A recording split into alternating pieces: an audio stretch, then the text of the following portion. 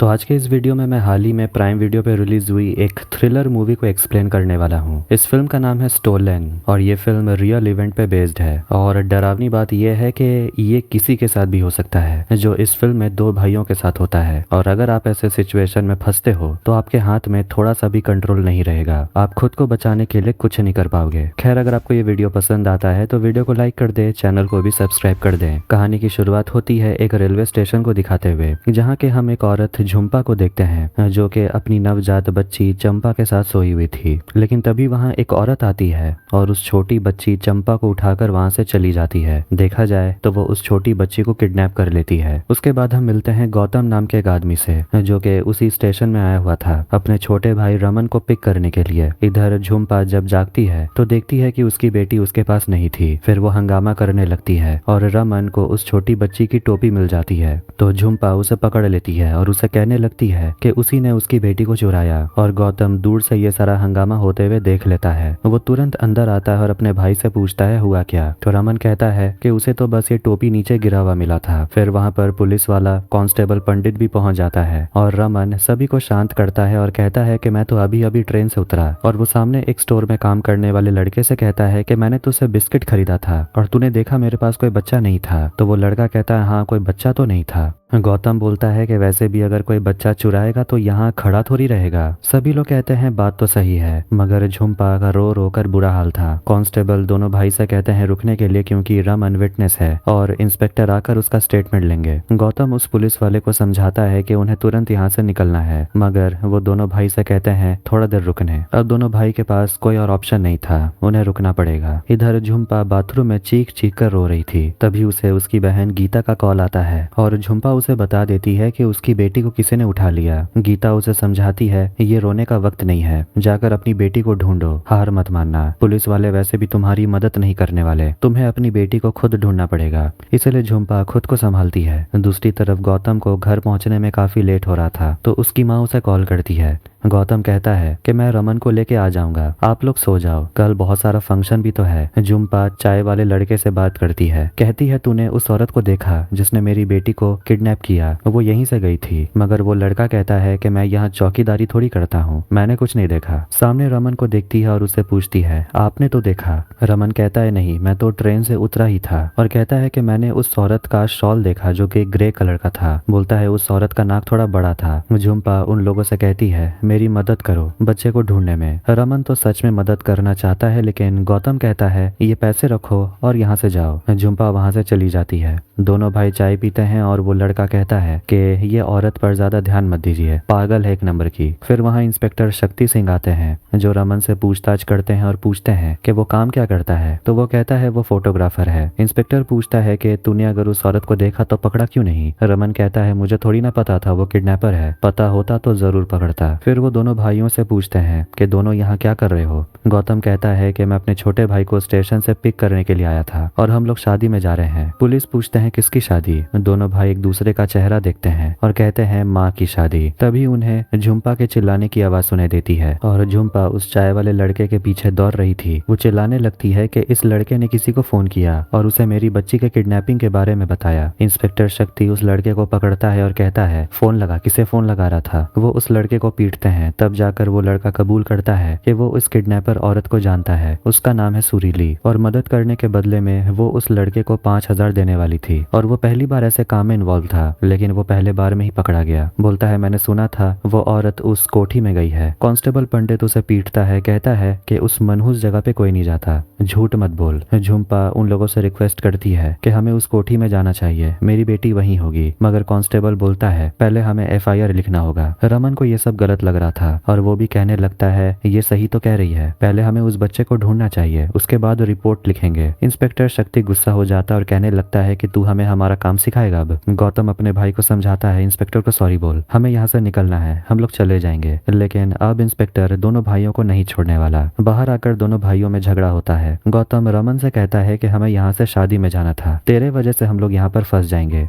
बहुत सोचने के बाद वो रमन से कहता है हम लोग यहाँ से चलते हैं, बाद में जो होगा मैं संभाल लूंगा। था, मैं गाड़ी रेडी करता हूँ। लेकिन तभी रमन कहता है कि मैं नहीं जा सकता क्योंकि पुलिस वालों ने मेरा आधार कार्ड ले लिया है। ये सुनकर तो गौतम गुस्सा हो जाता है कि उसे अपना आधार कार्ड देने की क्या जरूरत थी। खैर अब उन सभी को वहां से जाना होगा उस कोठी में और कांस्टेबल पंडित दोनों भाइयों को बोलता है झुम्पा को भी गाड़ी में बैठा लेने। इसके बाद वो लोग कोठी के लिए निकलते हैं। गौतम सोच रहा होता है कि आखिर वो लोग कहाँ फंस गए, मगर रमन झुम्पा से अच्छे से बात करता है, पूछता है तुम्हारी बेटी की उम्र कितनी है। वो कहती है 5 महीने और रमन उसे भरोसा दिलाता है तुम्हारी बेटी मिल जाएगी। वो बताती है कि वो अपनी बेटी के साथ मनाली जाने वाली थी। गौतम पूछता है इतनी ठंड में मनाली, वो भी अपने 5 महीने की बेटी के साथ। झुम्पा कहती है जहाँ काम मिले वहाँ जाना तो पड़ेगा। रमन पूछता है गाँव में काम नहीं मिलता। झुम्पा बताती है कि उसके पति को पुलिस वालों ने झूठे केस में फंसा दिया था और पुलिस वालों ने ही मिल के उसके पति को मार डाला, इसलिए झुम्पा को भागना पड़ा। जैसे ही रमन पूछता है कौन से केस में फंसाया तो गौतम जोर जोर से गाना चलाने लगता है। कुछ समय के बाद गौतम को नींद आने लगती है तो रमन गाड़ी चलाता है और गौतम अपने भाई को बताने लगता है कि माँ तुझे बहुत मिस कर रही थी, वो तुझे जल्द से जल्द देखना चाहती थी। खैर दोनों भाई बात कर ही रहे थे कि तभी झुम्पा गीता को कॉल लगाती है जो उसे बता देती है कि तेरे भाई ने पुलिस वाले को सब कुछ बता दिया है, उन्हें पता है तू कौन से ट्रेन से भागी है, उनके पास तेरा फोटो भी है, थोड़ा बच के रहना। थोड़ी दूर जाने के बाद फॉरेस्ट ऑफिसर्स उनके गाड़ी को रोक लेते हैं और उन तीनों को उतरने को बोलते हैं। गौतम समझाने की कोशिश करता है कि वो लोग पुलिस वाले को फॉलो कर रहे हैं। तभी पीछे से इंस्पेक्टर शक्ति आ जाते हैं और उन फॉरेस्ट ऑफिसर को समझाते हैं कि ये तीनों हमारे साथ हैं। मगर फॉरेस्ट ऑफिसर्स बताते हैं हमें पता चला है कि 2-3 लोग एक छोटी बच्ची को लेकर इसी तरह के ब्लैक कलर की गाड़ी में भागे हैं। इंस्पेक्टर शक्ति किसी तरह सिचुएशन संभाल लेता है और फिर वो लोग वहां से निकल पड़ते हैं। गौतम बहुत डर गया था और अपने भाई से कहने लगता है कि तेरे वजह से हम लोग बहुत बुरा फंसे हैं। कुछ समय के बाद वो लोग उस कोठी तक पहुंचते हैं जिसके बारे में वो लोग बात कर रहे थे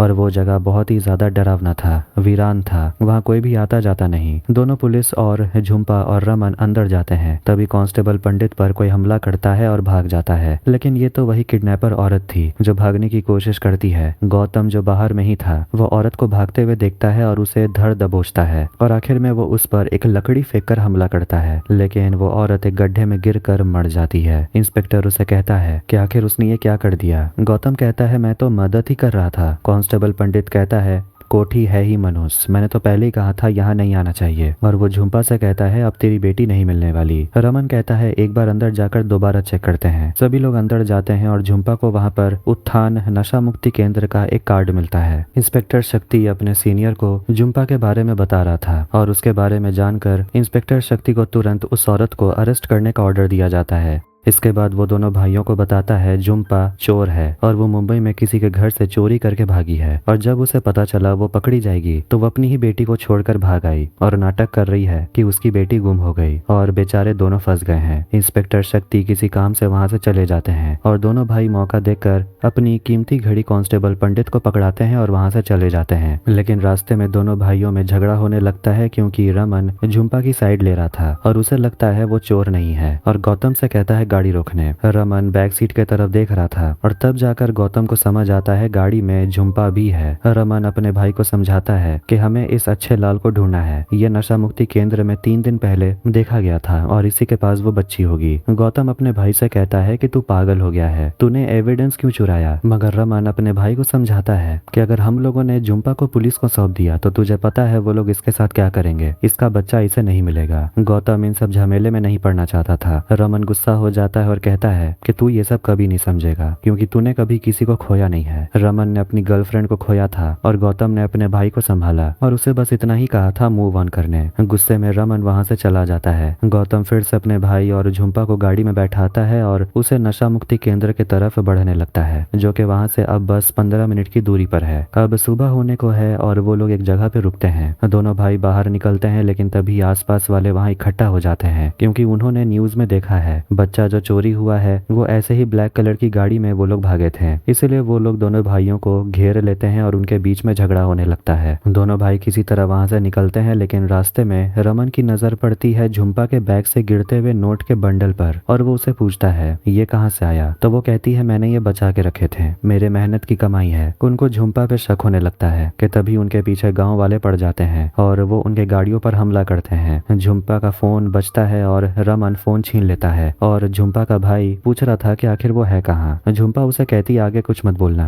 पुलिस मेरे पीछे पड़ी हुई है। तो उसका भाई कहता है कि सुना है तू दया मैडम का बच्चा चुरा के भागी है, बहुत बुरा फंसने वाली है तू, आखिर तूने ऐसा क्यों किया। रमन उससे पूछता है ये बच्चा है किसका। झुम्पा बताती है ये मेरा ही बच्चा है और मेरा भाई बहुत बड़ा शैतान है, उसने मेरे बच्चे को साहब को बेच दिया था। कितने में वहां पर गुंडों का झुंड पहुंच जाता है और वो लोग हथियार लेकर उन दोनों भाइयों ने ही बच्चे को किडनैप किया और एक गोली रमन को जाके लगती है। गौतम गाड़ी को भगाकर एक वीरान इलाके में आता है और वो झुम्पा पर चिल्लाता है कि ये सब तेरे वजह से हो रहा है, कल रात से हमें घुमा रही है तू। झुम्पा कहती है चंपा मेरी ही बेटी है और वो रमन से कहती है प्रेशर बना के रखो। गौतम हॉस्पिटल कॉल लगाने वाला था कि वहाँ गाँव वाले पहुंच जाते हैं और गौतम को बाहर निकालते हैं, मगर झुम्पा और गौतम किसी तरह उन लोगों को मार पीट कर वहाँ से भागते हैं। गौतम हर मिनट अपने भाई को याद दिलाता है होश में रहने के लिए। उसे सिग्नल नहीं आ रहा था तो वो हॉस्पिटल कॉल नहीं लगा पाता। गुंडे हथियार लेकर फिर से पहुंच जाते हैं और उन लोगों को मारने के लिए उनके पीछे दौड़ते हैं, इसीलिए उन्हें गाड़ी को गांव की तरफ मोड़ना पड़ता है। वो तीनों गाड़ी से उतर के भागते हैं ताकि वो तीनों कहीं छुप सके। वो लोग अपने कपड़े बदलते हैं और एक पुराने बंद पड़े घर में आके छुप जाते हैं। झुम्पा देखती है कि वहीं सामने नशा मुक्ति केंद्र था, इसलिए वो बाहर निकलने से पहले गौतम को एक नंबर देती है। कहती है ये दया मैडम का नंबर है, चंपा के बारे में इन्हें पता है, आप इन्हें ही फोन करना। गौतम पूछता है ये औरत है कौन। झुम्पा कहती है इसी ने मेरा कोख खरीदा था। रमन की हालत समय के साथ खराब होते जा रही थी, इसलिए मजबूरन गौतम को भी बाहर जाना पड़ता है मदद बुलाने और वो कह देता है होश में रहना और सोना मत। मगर गौतम जैसे ही बाहर निकलता है गांव वाले उसे धड़ दबोचते हैं और उसे जानवरों की तरह पीटते हैं और पीट पीट कर अधमरा कर देते हैं। मगर शुक्र है कि सही समय पर पुलिस वहां पहुंच जाती है, जो गौतम को जानते हैं कि वो किडनैपर नहीं है और उसे बचा लेते हैं और उसे पूछते हैं तुम्हारा भाई कहाँ है। इधर रमन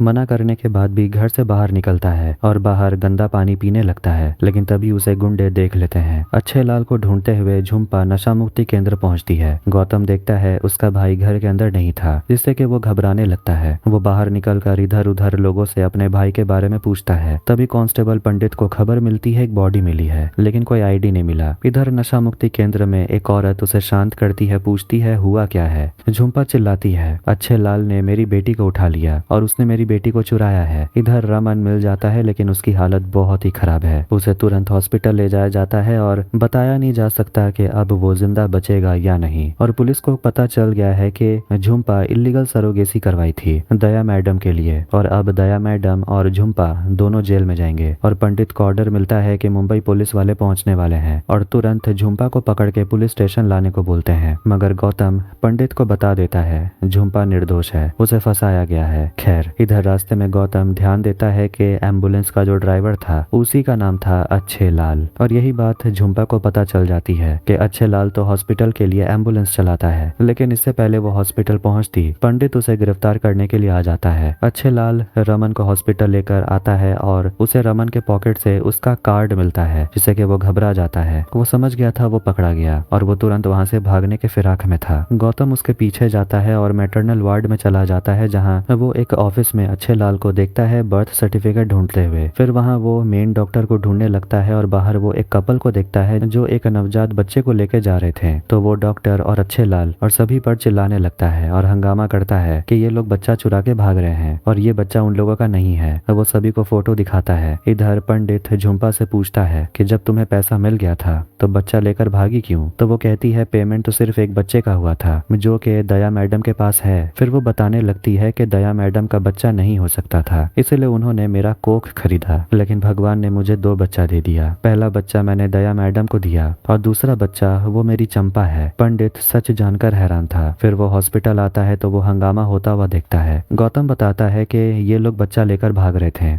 झुम्पा दौड़ते हुए वहां पहुंचती है और गाड़ी के अंदर बैठे कपल से अपना बच्चा ले लेती है जो कि उसकी चंपा थी और उसे गले लगाकर वो बहुत रोती है और वो अब राहत की सांस लेती है और अपनी बेटी को वापस पाने के बाद झुम्पा वहां से चली जाती है। गौतम अपने भाई से मिलता है जो अभी भी हॉस्पिटल में एडमिट है और फिलहाल आउट ऑफ डेंजर। और इसी के साथ स्टोलन मूवी यहीं पर एंड होती है। तो आपको ये वीडियो कैसा लगा कमेंट करके जरूर बताएं। वीडियो पसंद आया तो वीडियो को लाइक कर दें, चैनल को भी सब्सक्राइब कर दें। मिलते हैं नेक्स्ट वीडियो में। Take care.